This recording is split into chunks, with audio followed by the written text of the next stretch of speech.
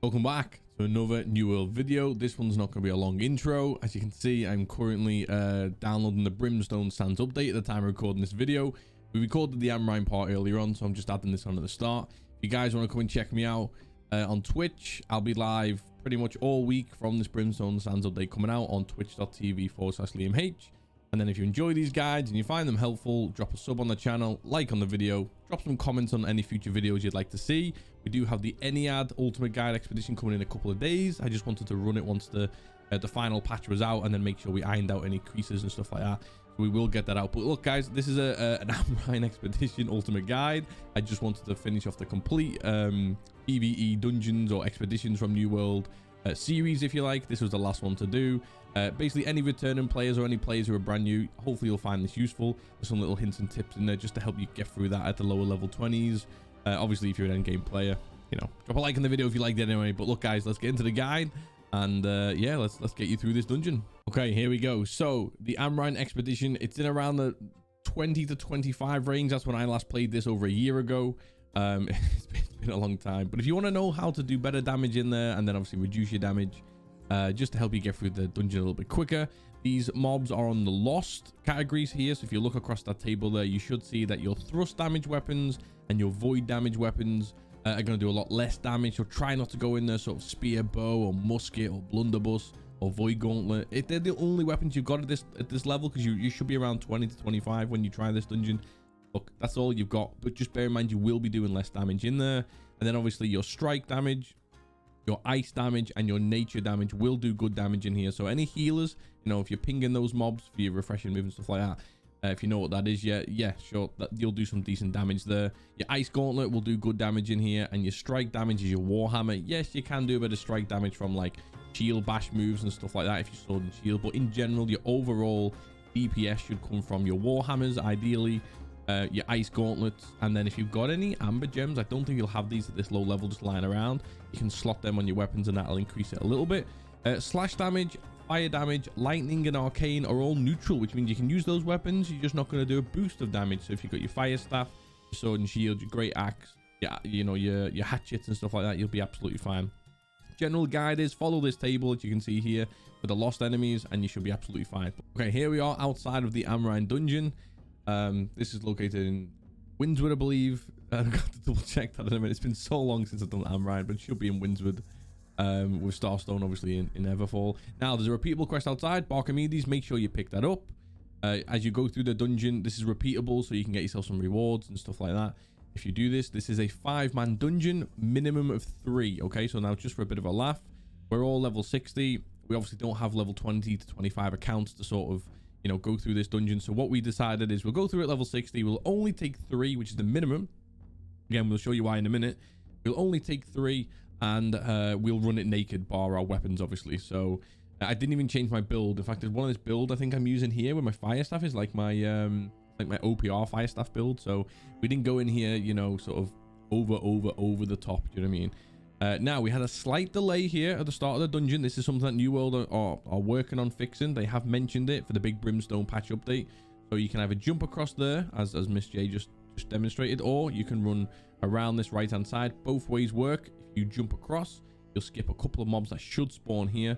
We had a slight delay on this spawn, so it was a little bit frustrating at the start of the run, but these do spawn eventually. I'm just going to quickly show you here what to do. If you're ever in New World, you should know this by now. 1 star, and you know, just submit your feedback, and then it'll help the developers fix it. It's not a huge bug. It'll just delay you sort of 30 seconds, 45 seconds at the start of a dungeon, so don't worry about it. You know what I mean? Again, it's not game breaking. It's not going to ruin the game. It's just a little bit frustrating. So what you'll get is you'll get the ghost that spawns up here, which is lost mob, and you'll get these 2 mobs that spawn here. So you'll take out the ghost first. Again, using all your strike damage, that'll probably do the most. Ice, if you got ice gauntlet as well, that'll do some good damage. And then any nature damage that you do, maybe from the life staff, or you've got nature gems. Now these are mostly what you just called sort of trash mobs in the game. There's no great mechanics to go through these, but we will show you what to do just in case you're a brand new or returning player and you have no idea how to do this dungeon. There's a couple of mobs here on the left hand side to take out, but what you really want to do is head all the way over to the right hand side, which is where we're going to take you in a minute. Once we realize ourselves, you should be going right and not left. So behind these tents here, you'll see this big mob. The Abomination. Now when you're down at level 20 to 25, because it is a level 25 dungeon, these mobs will do some decent damage to you. So the abominations, just be careful. Most of their mechanics, they basically spit out like a beam of wind that'll knock you back, and they also basically jump up and leap at you as well. So keep an eye out for those mechanics. You'll see the hive there. You basically have to kill that hive, or it's going to repeatedly spawn mobs. It's quite slow to spawn the mobs, so don't worry too much. Just make sure you DPS that hive as soon as you kill the abomination, and that'll stop any respawns. Outside of this door, you've got a handful of mobs. There's another abomination in the background. If you look just towards the back there, there's another abomination there. So keep an eye out for that. Pull it in, probably separately. But take out the ghost, and as soon as you've killed those, you'll get the second wave of mobs. So just take those out nice and easy. As you can see, I'm trying to remember my combos on my ice gauntlet. I keep forgetting them, and the build's all wrong as well. But this isn't a guide on what build to use, because to be honest, at level 20 to 25, you won't really have an incredible good build. You'll probably not even have a level 20 weapon at this stage in the game. You will need your Azov staff here, so you should be picking up your Azov staff. In fact, I don't think you can enter the dungeon without the Azov staff, unless they've changed that. So you'll pick up your Azov staff. You only need one player to have the Azov staff. You'll pick this up in the story mode as you're going through the main story quests. Now, left hand side here, big ghost again. This is one of the elite mobs, so you'll probably need all 3 to 5 of your members to be jumping on the DPS there. They do big swirling attacks, elemental damage. Look at this one as well. The ghost in the background there. This huge cloud of I think it's mostly lightning or ice damage. You can't actually see which one it is, but it's one of the two. Don't stand in that swirl. 1, it'll slow you down. 2, you'll be taking dot damage, so you definitely don't want to be doing that. Like I said, we ran around naked just to kind of make it a little bit more even. So I'm going to pull a couple of mobs up here, as you can see here. And I don't know if you've noticed so far, there's 2 of these platforms here. So this is why you need a minimum of 3 players in later on in this dungeon. But so I pulled up those mobs just to show you them on the screen before our other member on the team, the KPG, is going to take them out. I think, or it might have been Miss J. Yeah, Miss J is going to take them out. So you would again group all those mobs at the top there and go and kill them. I'm going to show you where there's kind of like a hidden / secret chest. Everybody knows about this, but again, if you're a returning player or a brand new player, you won't know about this. There's a hidden chest here in this waterfall, and then as you jump around to get back out, be careful, you can drown here if you don't jump on the rocks. A couple of extra motes here to collect as well, so always good to pick those up. They'll do you good for your arcana crafting later on, and also your gathering will do you as well. There's some silver ore there as well. If you're interested in silver ore at this level, you'll probably want to pick up a bit of that, but just free materials while you're in the dungeon. Then we're going to head back to the fight. So like we've shown you, on top of that platform, there's just a handful of small mobs. Then over the other side of the platform, which we're about to show you once my slow ass gets over there, there's a big brute mob. This one, you do need to watch out for the mechanics. Again, I'm going to keep saying, especially if you're level 20 to 25. If you're watching this video, you're a level 60 player, you'll basically walk through this dungeon. But here you go. You've got a ghost and the big brute, the Ravager. This guy is going to do the big slamming attacks. As you can see there, he's just stunned me. Or dazed, I believe they call it, not stunned. And yeah, just watch out. Big swirling, big heavy attacks he does. So every time that mob runs over to you, just do a dodge away. You'll slam, keep hitting him, keep hitting him, keep hitting him. Always keep an eye out for that. You've got another in the background here, another nest. You want to take out that nest, if you can see there, like the hive, or else that's just going to keep respawning new mobs. And then you've got the elite guy here, Zippy. Keep an eye out on this guy. He does some decent little bits of damage. And then we're going to take out this hive so no more spawn. And then with your Azov staff, you're going to click on this translate on this rune here before you can move on to the next room. So there's just a couple of mobs to be aware of there. You know, you've got the ghost, you've got Zippy, and then you've got the hive. I'd probably take out the hive first, in my opinion, unless you can fight these guys on the very left hand side as you walk in.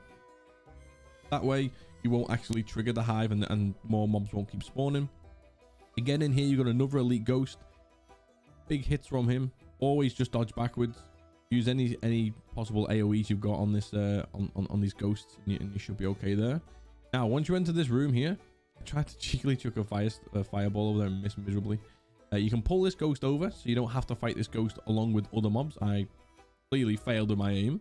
And then as you're killing that ghost, you need one player to go into the center here with the Azov staff to unlock the Azov seal. That'll unlock the door that's kind of like behind us there, and also a chest once all the mobs are killed, which is behind that pillar, which will also show you.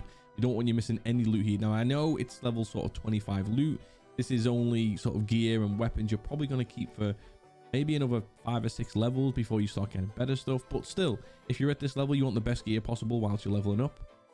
So another hive to take out. Group all those mobs. Grab well if you've unlocked that skill at this level by now. For your great axe, that's always a good one to use. coming up to another ghost. This one is called Burnt Becker. Great name. And an abomination, so keep an eye out here. The fire on the floor there, as you can see, that's an obvious one. You know not to stand in stuff like that. That is just burn damage, so do not stand in the big sort of glowy fiery circles that the ghost will spawn. The abomination again with the big wind attacks, be careful, and the big heavy jump and leap onto you. That'll do some decent damage. So we take out this next hive, and then all the mobs in this sort of big circular area are all sort of now cleared, and here's just sort of like hidden, if you like, half secret kind of chest. You can see this as you walk in through the main first door. If you look to your right, you can see the chest, so it's not like fully hidden, but a lot of players might miss out on that just in case you've never run the dungeon before. And then this is why you need 3 players, okay? A minimum of 3 players. You need 1 each to stand on these platforms, okay? So you got the left platform down there, you got the center platform here, then you got the platform on the right hand side as well. You need 1 player to stand on each of these platforms at the same time, which then unlocks this. Here we go. I'm just filming it for you in the back. There's a pre-recording this. You've got that sort of bridge, and without that bridge you can't progress in the dungeon. So if you were to enter with 3 players here and 1 player was to disconnect or just go AFK, odds luck you can't do anything. Now ghost will spawn down there along with another brute spawning on the right hand side. So you've got ghost on the left hand side and you've got a brute on the right hand side, so you got to kill all those. Now quick one to mention, as you can see, I'm picking up the succulent bones there. So the Barkamedes quest that you picked up, the repeatable, before you enter the dungeon, every time you kill one of these big ravager brutes, they will drop the bones, okay? So make sure if you're splitting up and killing all different mobs like we kind of are here, because this is a fast run, make sure wherever you kill one of the ravagers, like there's another ravager coming up now, make sure you tag it and tell your your teammates, we killed the ravager here, there's going to be a bone bag. Because if you get to the end of the dungeon and that bag is respawned or despawned, it'll be despawned, right? And that's it. You'll have 4 out of 5 bones or 3 out of 5 bones, and then you won't be able to hand in that mission. So you'll have to run Amrine again in order to get the repeatable bone, you know what I mean? So make sure every time you kill the big ravagers and brutes, make sure you do that. You pick up those bones. You got the 4-man Nakashima's toolbox. You'll need to pick this up as well before you move into the next room. Don't forget to pick this up. And then as you run into this door now, on the left hand side, there's 3 little mobs that you can start to kill here. As you can see, KPG just wiped them out. You have got the abomination on the right hand side, which you can range pull in. You've got the ghost on the left hand side. So there's quite a few repeatable mobs in here. They have 1 or 2 different names, but they're the same mechanics, so I won't go over the mechanics too much. And then you got another big ravager here. Another bone's gonna drop from this guy, and then just watch him. He'll do a charge on you if you give him long enough, and then you're not level 60. He'll do a charge attack on you. He'll do a big heavy attack on you. Just, yeah, always watch out for those. And then we'll just kill this mob here. So once you picked up the toolbox, you can then go to this spectral shrine. You can place down the toolbox. Not 100% sure the story part of this, why you put a toolbox on that, but you do. That chest is still locked until you kill the boss, which is about to spawn. This boss that spawns is like a huge big purple ghost. It doesn't have too many mechanics. It repeats a few of them, but this big one here, so that big circular chain purple skill that it uses, and keep an eye out for that. That'll trap you inside and then daze you. Then it also has another skill that you've just seen where it spawns multiple ghosts and it just does some light attack damage to you.